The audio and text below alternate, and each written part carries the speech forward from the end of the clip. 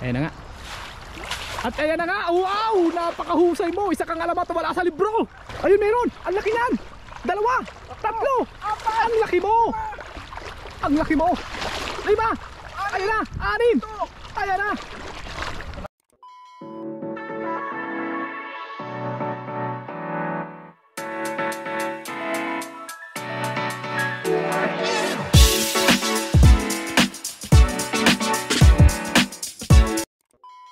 What's up mga katunying? Magandang araw sa ating lahat at welcome back sa ating YouTube channel.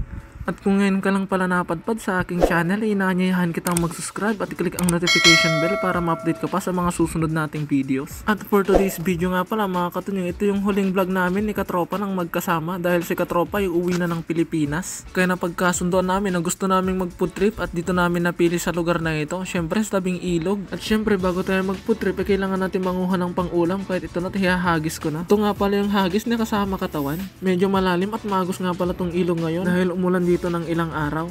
Kaya kailangan doble ingat kami. At sa punto nga pala nito ay nakikipaghilahan sa akin yung lambat. At syempre hindi tayo magpapatalo. Kaya habang hinihila niya ako, inihila ko din siya papalapit sa akin. Habang siya naman ay papalayo ng papalayo. Oh, hugot na naman. At hinila ko na nga ng tuluyan. Hindi ko na pinatagal dahil nagugutom na kami nila Katropa. Para makapagluto na din, makapag food trip. At nang pagkaangat ko nga, ito yung tumbad sa amin. May huli din naman kahit papano. Pero kulang pa rin to para sa amin. Dahil darating din sila Kapenyo. Susunod daw sila dito kasama niya yung utol niya. Kaya agad na din akong pumunta sa gilid para matanggal ko na sa lambat at matanggal ko yung mga pwede at yung mga hindi pwede.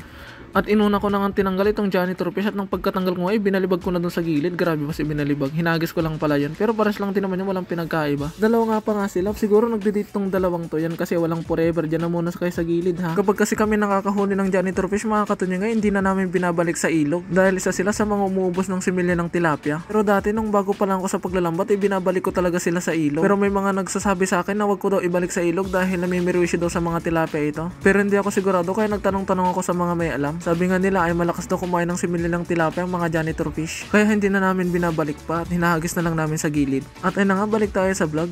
Pinakawalan pala namin yung huli naming tilapia sa unang hagis dahil maliit pa. Kapag ka maliit kasi pinapakawalan talaga namin at nanghahanap lang kami ng mga malalaki. Kaya maghagis muna tayo ng panibago para makuhuli ng pang-ulam namin. Kaya ito na nga ako at naghahanda na. At nang makatiyempo nga ako, agad ko na ding hinagis. At dahil sa bilis ng agos, agad din inagos ang aming lambat at ito at nakikipaghilahan. Ako kasi yung tipo ng tao na kahit na alam kong pilit na siyang lumalayo, ay gagawa pa rin ako ng paraan para mapalapit siya ulit sa akin. Charot, walang ganun. Uy, wag na puro hugot dahil nagugutom na kami. At nang pagkahila ko nga ay biglang nang pabilang si Katropa.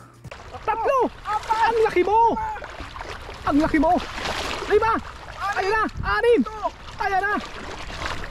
Ang lupit mo. Ito na yata yung magpapapunta sa ating kasama yan. Isa kang alamat. Isa kang alamat na wala sa libro. Effective yung kanta ni Katropa. Di ba? Ayan na. Hinihila na. Tapos pag angat mo wala ano. Magic.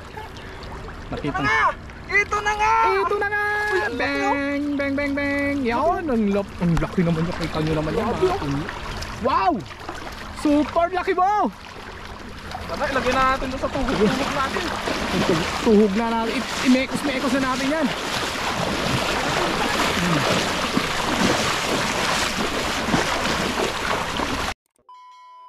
Pagkatapos kong ilagay sa gilid yung huli namin, ay agad ko na ding tinanggal sa lambat para maituhog ko na doon sa ginawa kong lagayan na talahib at para makapagluto na kami. Sa totoo lang ay habang ini-edit ko tong video na to ay medyo nalulungkot ako dahil ito na yung huling vlog na nakasama ko si Katropa dahil si Katropa ay uwi na ng Pilipinas. Si Katropa kasi yung lagi kong kasama kapag nangingisda at nagbo-vlog at siya din yung unang nagturo sa akin kung paano maglambat at kung hindi dahil sa kanya baka hindi ako nagbo-vlog ngayon. At syempre nakakamiss din yung kakulitan ni Katropa sa vlog. Kaya shoutout sa'yo Katropa at congrats dahil natapos mo ang 12 years dito sa Taiwan at magkikita din tayo muli sa Pilipinas pagka uwi ko after 3 years. At syempre gusto kong magpasalamat dahil marami kang itinuro sa akin at marami din akong natutunan sa'yo. Lalo na sa paglalambat at sa pagbablog. Kaya maraming salamat sa'yo Katropa. Hanggang sa muli nating pagkikita sa Pilipinas. At di bale nandyan naman si Kapenyo para kasama natin sa mga susunod nating mga pangingisda. Kaya sana kahit na nawalin lang isa sa aming mga trio ay patuloy nyo pa rin po kaming suportahan at darating din ulit yung panahon na magkakasama din kaming tatlo sa vlog.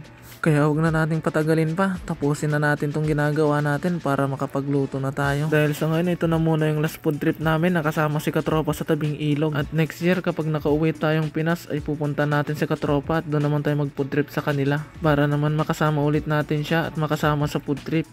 Kaya tara, luto na tayo mga katunying. Ito na yung ating huli. Magluluto kami ngayon. Kaya sana'y samahan nyo kami sa aming pagluluto at pagpupuntrip dito sa gilid ng ilog. Atin mga kapudying, kita-kita ka sa pag-gagagagag.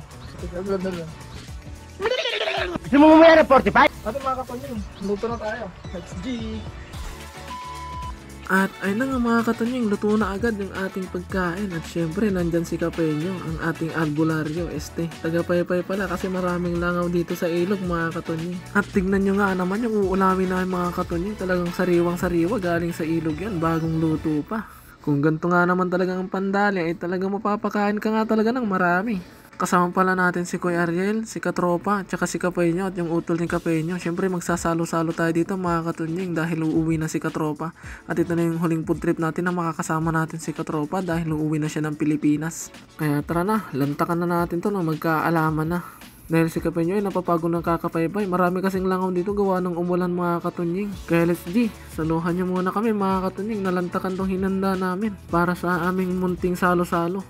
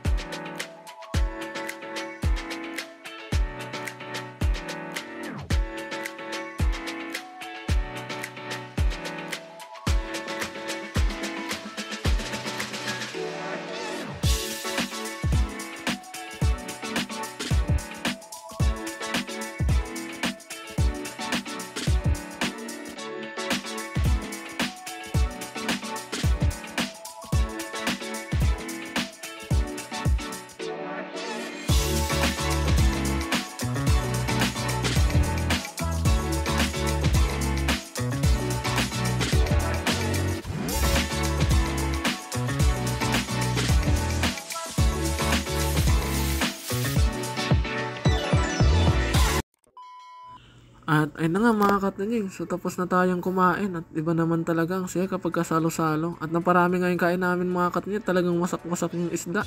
At iba din kasi ang sarap ng isda kapag kasariwa mga katunying at kapag kaniluto mo kaagad. At dito pa kayo kumakain sa mga silong ng mga puno. Kaya parang nasa Pilipinas lang kami mga katunying. At ito na nga ako, nagsisipag-sipagan na naman. Syempre may nakaharap kasi na camera. Charot! Liligpitin at lilinisin lang natin to mga katunying para sa susunod na pagbalik natin dito ay malinis na. At ito nga mga katunying, yung tira-tira namin ilalagay ko sa tabi kasi minsan may mga asong pumupunta dito para may food tripin din sila. At syempre hugasan natin ng konti yung kawali mga katunying at sa bahay na lang natin tuluyang hugasan. At ito na nga ako, pinagsasama-sama ko na yung mga gamit na iuuwi namin. Makamunto na yung plastic ko nga mo yung pinsanan para hindi masyadong marami yung bibilbitin namin.